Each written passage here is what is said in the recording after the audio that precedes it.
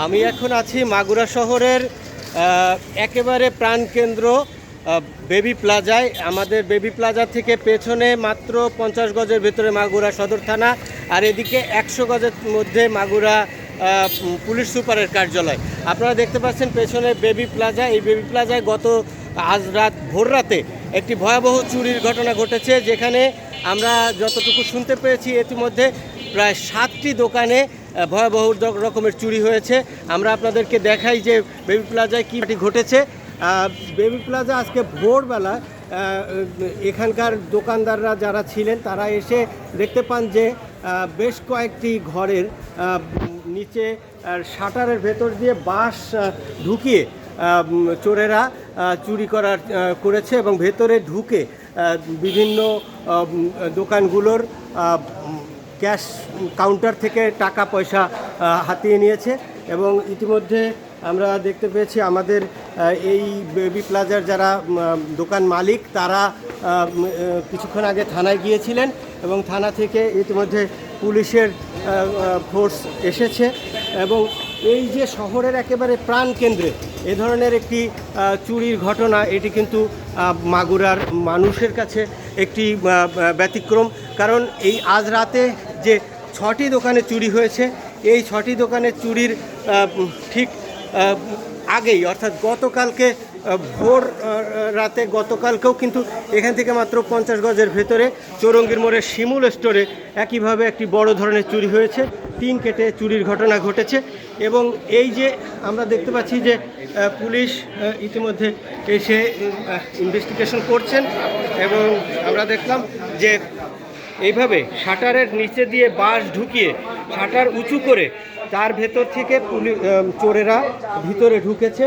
এই fashion garments, new fashion garments, Bibha gents gallery, plus point, এরকম বেশ কয়েকটি দোকান পাশাপাশি এই দোকানগুলোতে এইভাবে চুরির ঘটনা ঘটেছে।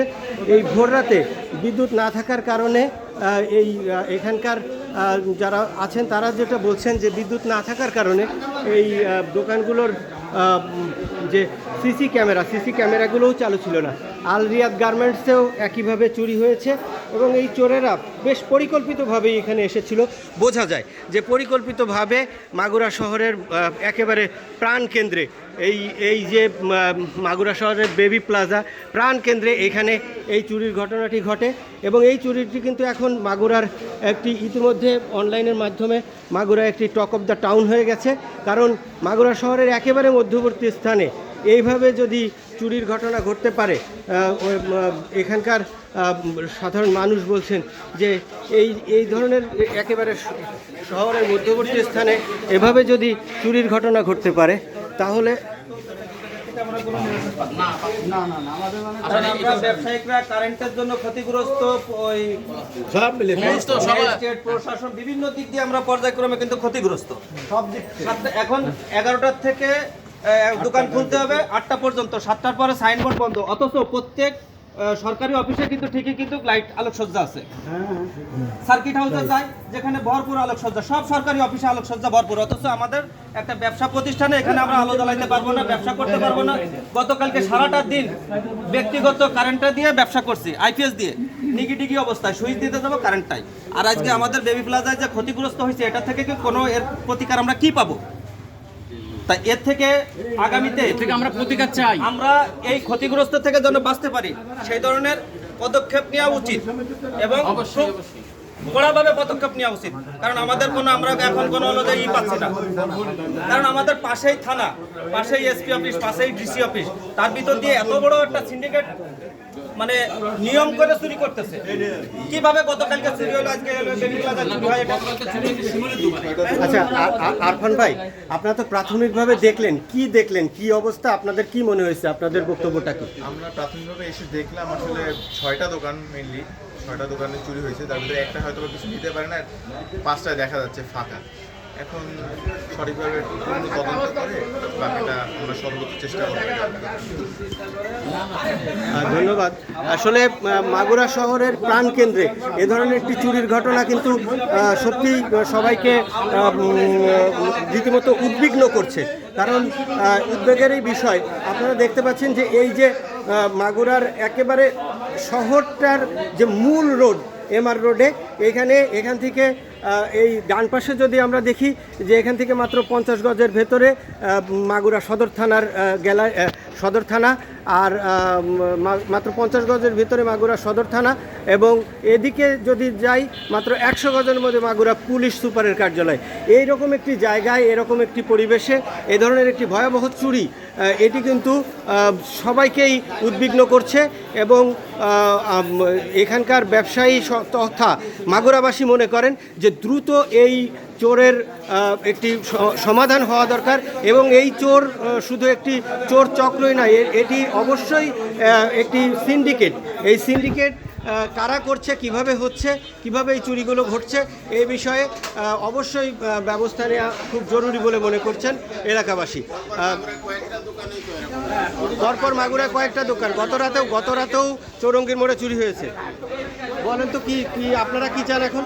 এই পর্যন্ত তো কোনো চোর ধরা পড়েনি বা এটার কোনো সুরা হয়নি। আমরা চাই যে এই চক্রটাও অতি শীঘ্র ধরা পড়ুক বা একটা ব্যবস্থা করা হোক, যাতে অন্তত আমরা নিরাপদে থাকতে পারি, আমরা নিরিবিলি থাকতে পারি। আমাদের মার্কেটের দোতলা মার্কেট, ক্যাপসুকাল গেট দেওয়া, তালা দেওয়া, সমস্ত এত নাইট গার্ড, তারপরে একটা অ্যাক্সিডেন্ট ঘটা মানে মারাত্মক ব্যাপার। এটা ছোটোখাটো চোর। এই চোর ঢুকলো কোন পথে? তাইলে ক্লবসেবল আমরা সন্দেহ করতেছি এটা খুব সন্দেহ উপর থেকে আসছে, মাঠ থেকে, এই সিঁড়ি দিয়ে।